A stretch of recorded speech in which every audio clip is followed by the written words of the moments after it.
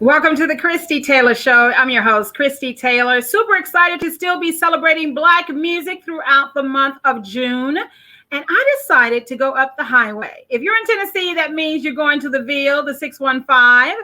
And I'm super excited to introduce you to an amazing young lady. It is all about Ashlie Amber. She's an enigma to some, but magnetic to all. Her Country Vogue brand is setting a new benchmark for women in the industry, exuding artistic innovation and security and sexuality. Not only is she fierce, she empowers others to rise above circumstance and fully embrace their originality as she expresses her own. Sounds Like Nashville was spot on when they named Ashlie Amber one of their 2021 artists to watch. With the release of her self-penned single, Those Nights, earlier this year, Ashlie was named a standout artist in many senses of the word by American Songwriter, while also being spotlighted by Spotify, Apple Music, CMT, Bobby Bones, Women of iHeartCountry, and even Forbes. Taste of Country editor Billy Duke states in his article, if the country music community truly values authenticity, then they're going to be rallying behind Ashlie Amber. So welcome to the Christie Taylor Show, the one, the only singer-songwriter, Ashlie Amber. Hi, Ashlie. It's such a joy to meet you. Hey, girl. Thank you so much for having me. I'm excited to be hanging out with you today. Woo!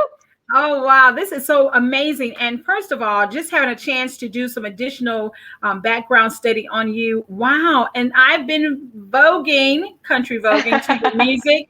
I love your style. Exactly, Vogue. And I just want to say that thank you. You look gorgeous. I love the painting. I'm just going to say, yes, you're giving me all the vibes, all the country vibes today. So, okay, now you're in Nashville, up the highway. I'm in Memphis, 901 to the 615. But that wasn't where you got your start. Let's talk about your musical journey and where life began. Yeah, so I'm actually from Thornton, Colorado, which is the suburbs of Denver. So it's not like a massive, massive town, but it's not like a small town. It's like an in-between town, I guess you could say. And that's where I discovered music. Music runs in my family. My grandfather was, he was the lead singer of a gospel group and used to travel all over the US. And so it just kind of runs in my blood. And that's really where I got my start. And that's where I fell in love with country music because everybody in Colorado listened to country music. But that's not what I grew up listening to. My dad, he loved to play the Spinners and Earth, Wind and Fire, like lots of Motown. I grew up listening to, Whitney. And when I got to school, and started listening to like what my friends were listening to, that's when I discovered country music, and I just fell in love with it. And really my musical journey began from there, and it's kind of eclectic. I kind of had to, take the scenic route quite literally since I've been to 72 countries performing. Yeah. I've been very fortunate. So it's my background isn't the traditional, I guess you can say, quote unquote, country background, but it's always been a love and it's always been a passion. And I'm just so thankful that the country community has embraced me, and I'm getting to sing my own songs, the songs that I've, written myself. And it's been amazing. It's been a hard year, but it's also been amazing at the same time. So.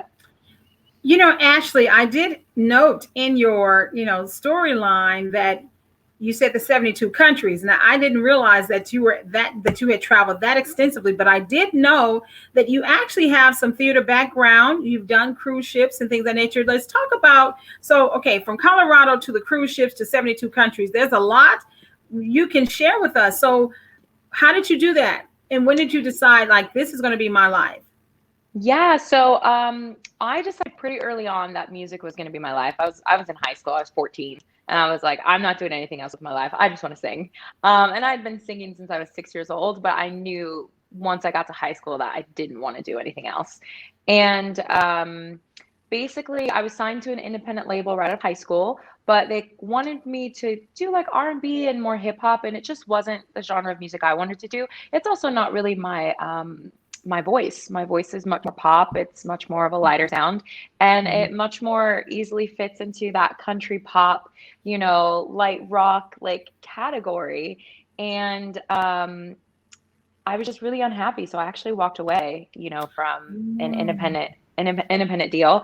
And I was just kind of lost for a little bit. I was waiting tables, TGI Fridays, all 21 pieces of flair. Hey, hey.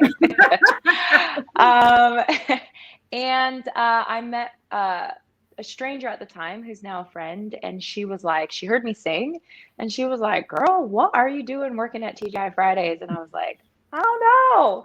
And she's actually the one that got me in musical theater. And so I sang for her and she's like, you really have a gift. Like you have a really incredible way of connecting like with an audience.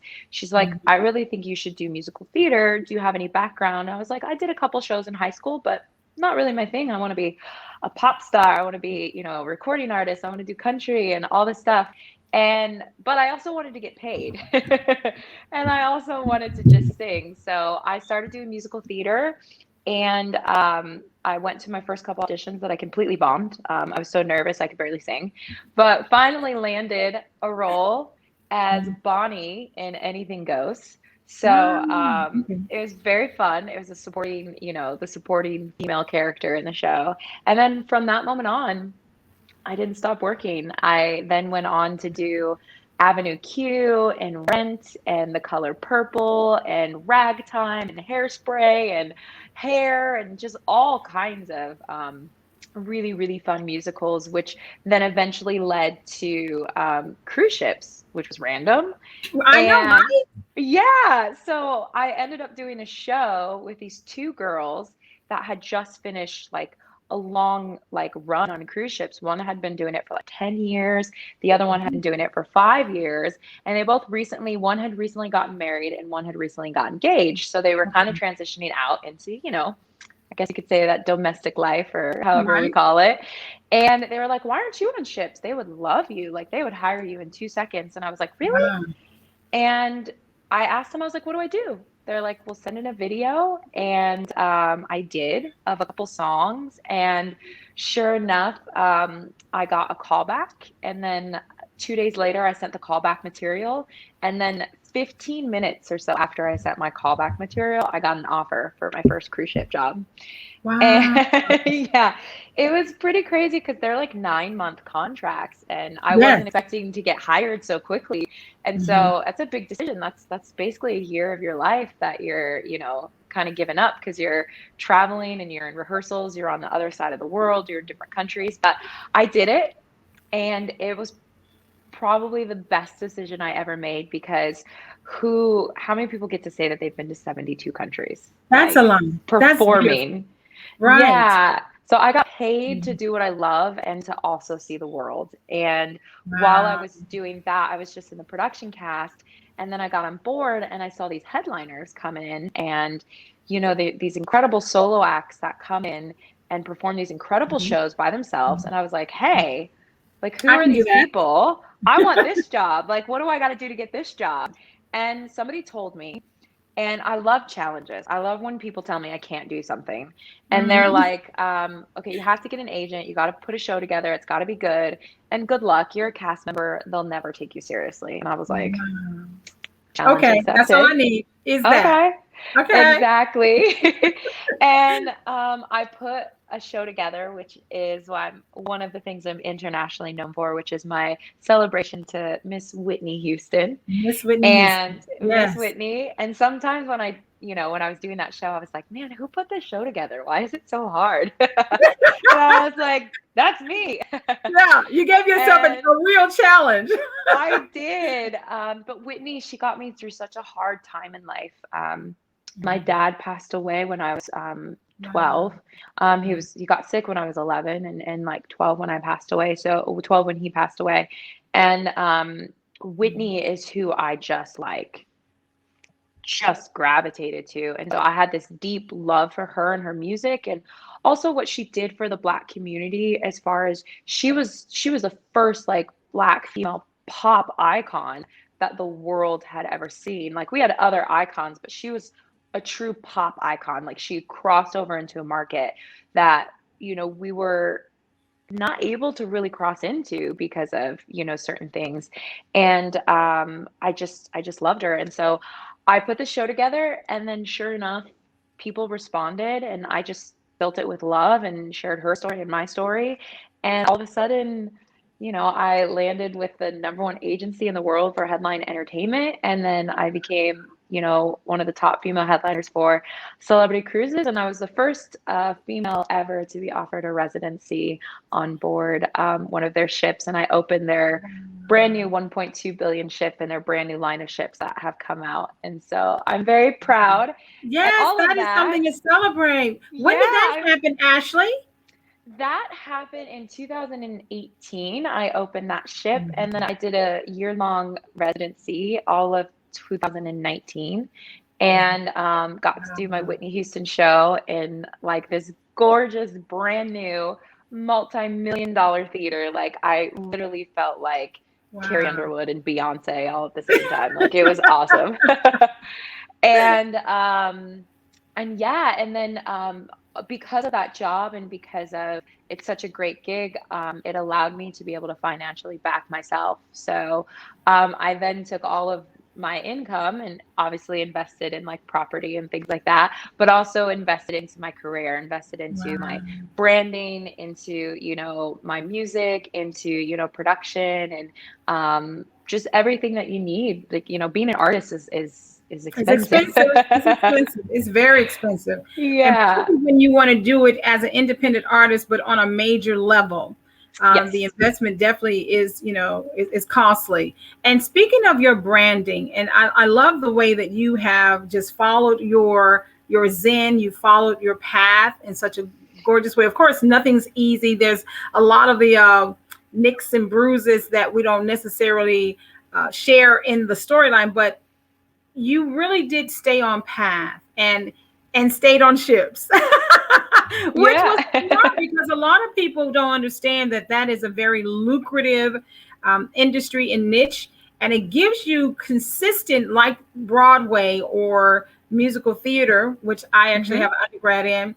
It gives you an opportunity to perform over and over and over again and perfect your craft. Yes. And to be able to perform before audiences who may be intoxicated or not, and keep them engaged. That's amazing. So here we are, 2018 into 2019. Congrats. That's major that you Celebrity Cruise Line. Yes, with Celebrity Cruises on board the Celebrity Edge. And that ship is actually about to set sail again finally, because obviously the cruise line industry has been completely shut down.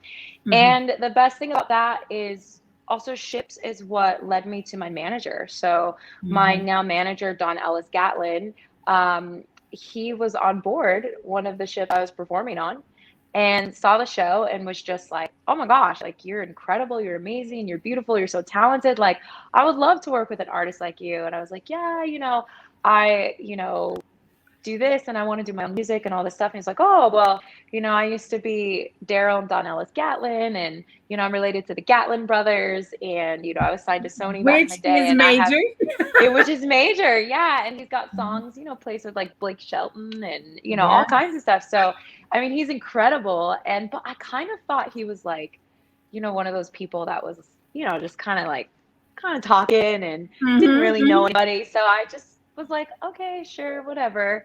And he gave me his card. And I remember I had mentioned to him, I was like, yeah, I've always wanted to be, the Beyonce of country.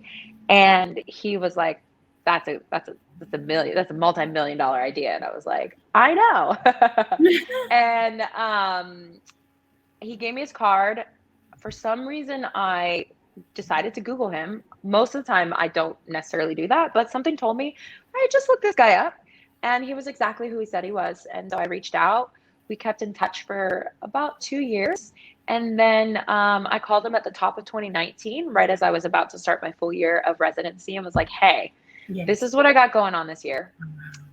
Because of this, I have the money to do all of this. Like, I'm ready. Like, let's go. Let's do this.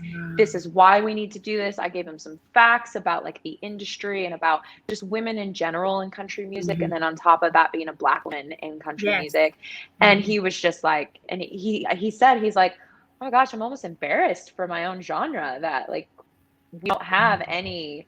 You had done the homework. Right. You had done the homework. Yeah. He couldn't even believe it. And this is his genre, because he didn't even realize it. And he was like, yes, let's do this. And then a couple months later, I met my producer, Jamie Tate, and, you know, the rest is history. And then a year later, I released my first single, and it has been off to the races since then. Wow. You know something, and you have been definitely making major strides. And one of the things that people compliment you on, in addition to the fact the country, the country genre, the Beyonce of country, I should say, is that you have a really interesting aesthetic about yourself, Country Vogue.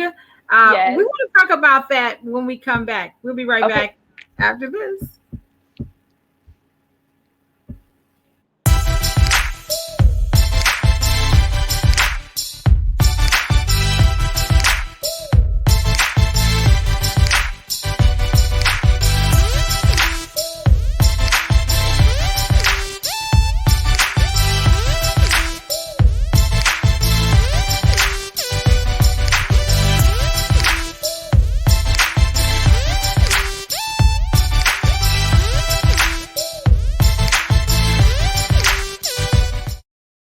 We're back with Ashlie Amber, who is all about that Country Vogue. Tell me, what does that mean? I mean, truly, you got flash and yes, pizzazz. So Country Vogue. So Country Vogue it's really kind of a lifestyle more than like a specific sound, right? And I certainly wasn't the one who started the genre. I just put a name to it. Because when I think of Country Vogue, I think of Shania Twain. She's been a huge influence on me, and with my style of writing, my music. Like, if you really listen to it, like, you can tell Shania is definitely an artist that I listen to on repeat. But she was just so glamorous. She was so different, you know. Country's kind of known for that, like, girl next door and, you know, like, sweet and innocent, which is great.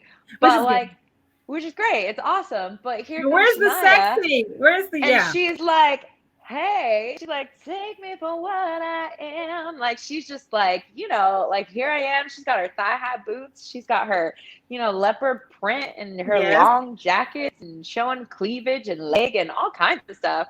And I was just like, yes, come on. And yeah, and that's what I've been about my whole life. I think, you know, I grew up in an all-white neighborhood. Like, I didn't grow up in a diverse area. So I grew up not being confident in who I was, and, you know, being ashamed that I was curvier than everybody else always. And that I had, you know, bigger hair. And, you know, I used to straighten my hair and put perms in it and wear wigs because I was so ashamed of my natural hair. And I grew up, you know, I became a woman. And in my early 20s, I really started to accept myself for who I was. And I was just like, and a lot of that comes with, you know, television and stuff too, because then you had artists like, you know, Beyonce, who were, you know, curvier and, you know, just embracing who they were and like sexy and these powerhouses. And I commend artists like that, because they're the ones who inspired new artists, you know, like myself, to be able to be who I am and be proud of who I am. And yeah, so when it comes to my image, it's different. It's sexy. I'm sometimes showing lots of cleavage like I am right now, or some side boob or some under boob, or I might be in a bikini. I might be in a top that doesn't even look like I'm wearing a top with some cowgirl boots. Like, you don't really know what's going to happen. And that's just because I'm proud of who I am. And I don't think, as long as I'm not offending anybody, and as long as I'm leading with love and, you know, still keeping a respectful, you know, mature nature about it, I don't understand what the problem is showing off what I got a little bit, you know what I mean? You know, Ashlie, that's a very empowering place to come from, because we are in an age where women are definitely coming into a greater sense of agency.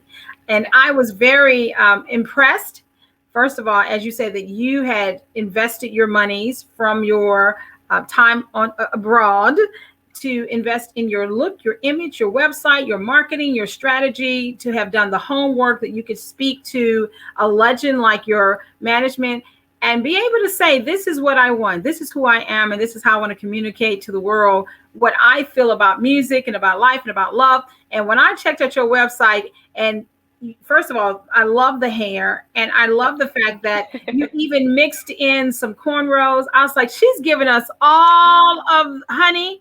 Give There you it, go, yes, honey. Totally the look, the feel, but totally because I grew up in the South, loving Shania Twain, because pretty much between her and the Dixie Chicks. Oh, yeah. Come on now. And there's a couple other veterans. Reba was kind of trying to take us there at the very, very beginning, but Shania and the Dixie Chicks totally like, here we are.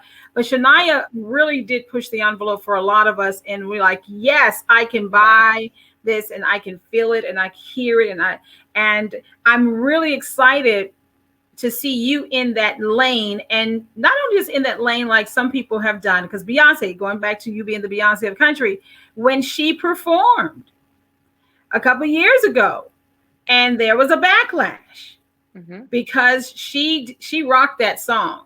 She rocked that song that had that country vibe to it, and then they had to really, I think, have someone like you say, no, this is what we need to do. And I'm grateful that, as one of the editors said, if they're going to be true about authenticity in country music, your sound, your writing, let's get to your writing. Because to me, country music is about the lyric. It is about the story. Dolly Parton. She's incredible. So let's talk about your songwriting and how that paired well with you telling great stories within the genre of country. Yeah, so my songwriting always stems from personal experience, and it was kind of something that had been kind of suppressed for a while because I was doing so much musical theater and performing other people's stuff. I wasn't really writing anymore. When I was signed to an independent label, I was writing all the time. They actually used to call me the hook queen because I used to do a lot of stuff with like the rappers and like hip hop artists and things like that. And I was just really good at writing hooks.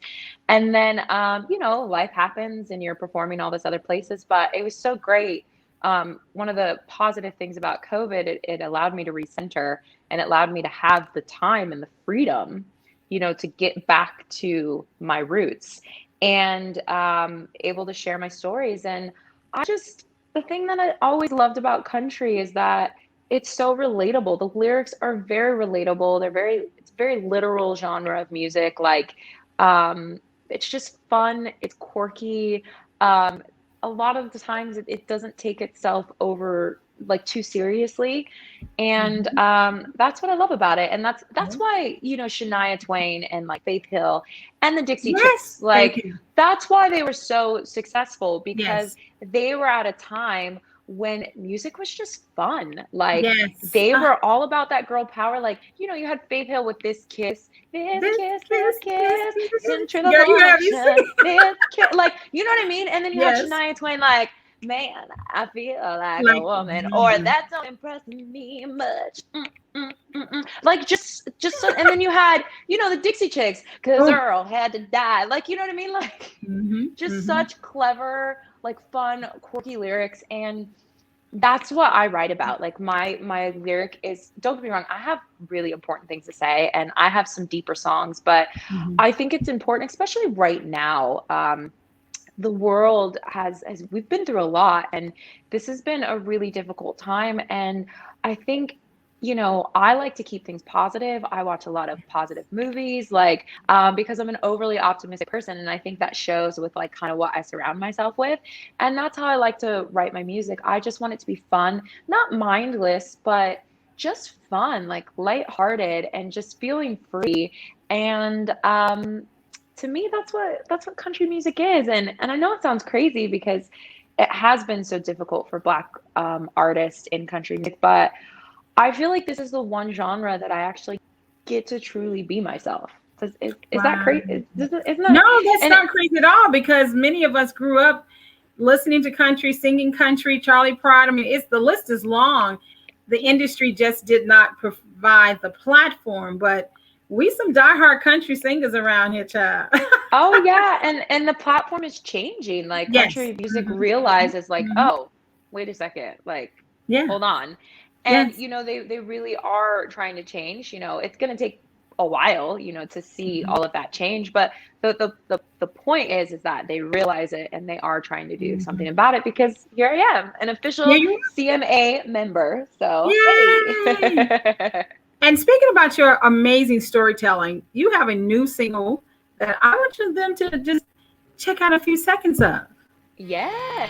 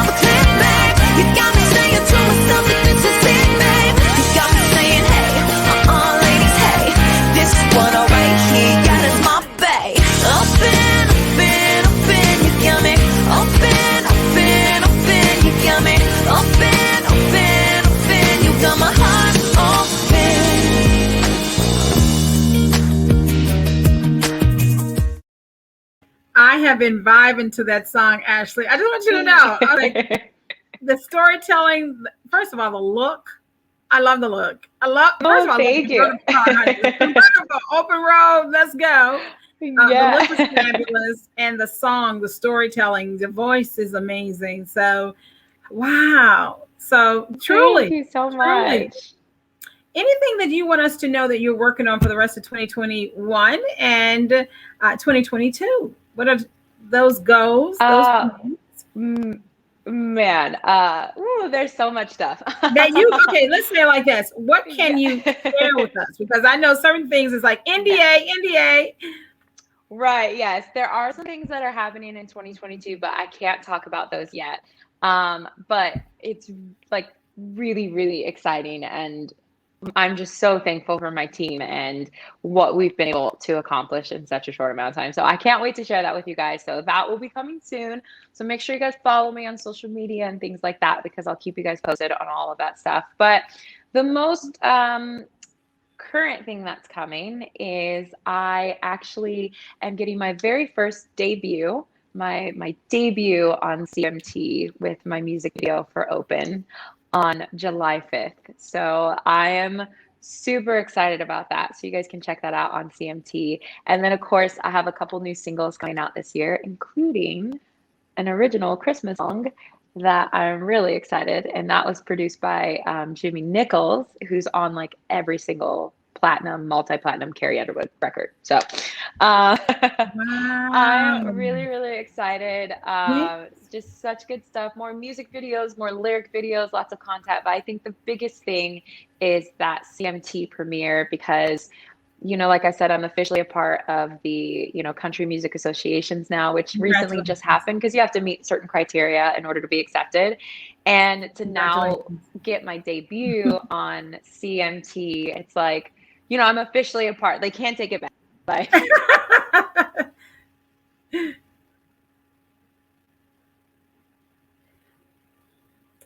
so Ashlie, just check your mic one more time real quick before we do the wrap up. Yes. This is amazing. I just want to say, Ashlie, congratulations. I mean, that is a major, major milestone. The music is great. Your look is great. I can see the longevity. You've already put in the work, and the very fact that you have, toured already. You all the kinks that a lot of new artists would struggle with, you've already done that work. So it's legacy building for you from here. So I'm excited that I'll be able to say when you are accepting all of the esteemed music awards, I will say she was on the Christie Taylor Show. And I look forward to when you return. Wow. Thank you. This has been a delight. So much. You have Oh, it's been amazing. You are absolutely incredible. And you were so sweet. So thank you so much. And thank you for the good vibes. And I'm just loving all the girl power going on right now. But Okay. just thank you for having me and letting me share my story and share my music with you and your incredible fans. Thank you so very much. All right. Ladies and gentlemen, Ashlie Amber, she's right up there in the 615. So those of us in Memphis, we can hit the highway the next time she has something going on. Let's go and support our sister girl. Ooh, Country Vogue. I love it. Until next time, everyone. All right, blessings.